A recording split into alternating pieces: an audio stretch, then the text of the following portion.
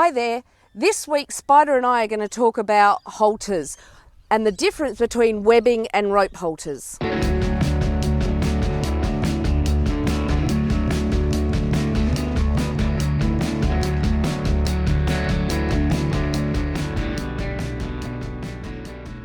Okay, if you've got a new horse and you've seen the different types of halters that are being used, I'm just going to go through what the differences are and why you might like to choose one above the other. What I have in my hand here is a typical, what we would call webbing halter. This sits obviously over the nose and behind the pole, and we can attach our rope and lead down here. The other halter that's commonly used is a rope halter. Now these rope halters are obviously made out of rope, with some knots placed strategically over the nose, and again tie behind the horse's pole and under its jawline. So what do we use them both for? In my opinion, if I'm training a horse and I want it to get my message in a more timely fashion, I choose to use a rope halter.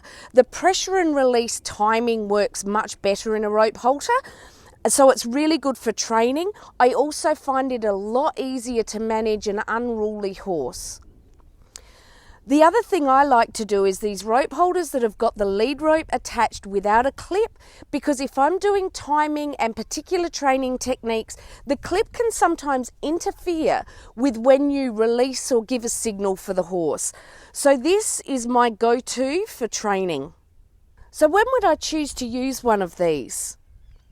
I would choose to use a webbing halter if I had a horse that I'm a little bit worried might pull back or travel poorly in a float, or even a horse who you're just having tied up at the rail grooming, or an older horse who you know is not going to cause you any problem, can go quite safely in a webbing halter.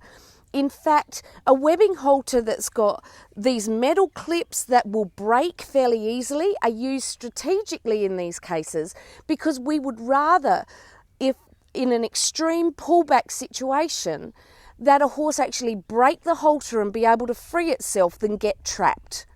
So a webbing halter is really useful for travelling, grooming, and using with a horse in a situation where you're really unsure about it pulling back.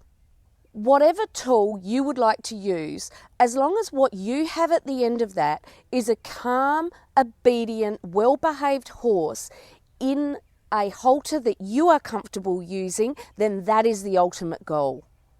But I hope this helped you decide, and I'll see you next week.